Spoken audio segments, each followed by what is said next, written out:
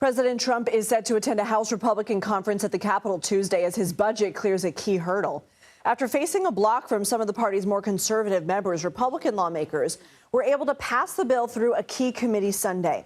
Several of the late holdouts wanted more cuts to federal spending, including Medicaid, and a cap on the state and local tax deductions known as SALT. So let's bring in CBS News congressional correspondent Nikole Killion. So Nikole, what are the final issues still being worked out?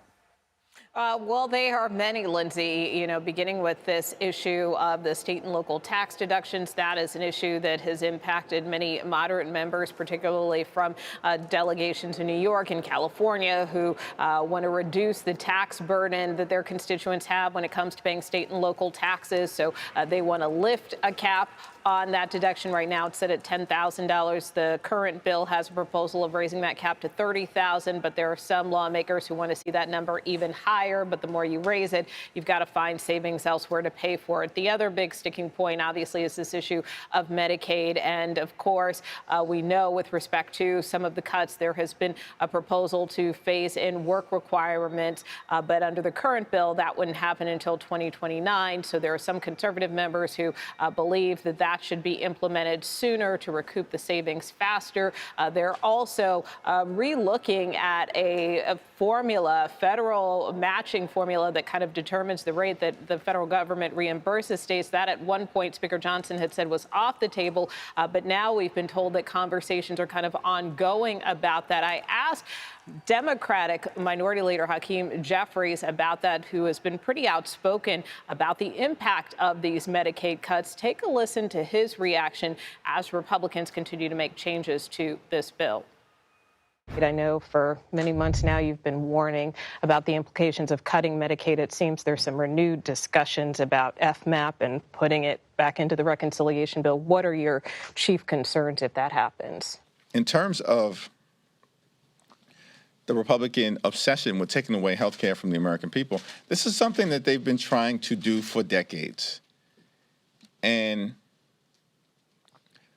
the so-called Freedom Caucus are making demands to push the bill into a more extreme direction. So again, FMAP, that is a federal medical assistance percentage. That, again, is kind of the rate by which the federal government reimburses some states, the formula that they work out with states in terms of cost-sharing arrangement with respect to Medicaid. So again, that is something Speaker Johnson said was off the table and would potentially result in deeper cuts to the Medicaid program. So that's why I asked Leader Jeffries specifically about that, because obviously you have some moderate Republicans who don't want to go too far on Medicaid. So again, it continues to be a delicate balancing act for the speaker as he tries to work amongst the various factions of his party. And Nikole, I have to be quick with you on this, but Senate Minority Leader Chuck Schumer introduced a bill that would prevent any foreign plane from being used as Air Force One. This, of course, after Qatar said it would donate a jet to President Trump for use. Any chance for that to go anywhere? Unlikely, but look, Leader Schumer equally has been pretty outspoken, as have many lawmakers on both sides of the aisle with respect to this plane that Qatar has offered the United States and the president to use for Air Force One. But basically, Schumer's bill would bar any foreign aircraft from being used as Air Force One, bar the Defense Department from using any funds to procure or modify a plane to make it ready. Obviously, the big concern is with respect to national security, counterintelligence. So the leader today introducing this bill and also continuing to put a hold on any of the president's nominees for the Justice Department so long as this potential deal for the plane remains in play. Lindsay. Nikole Killion, thanks so much.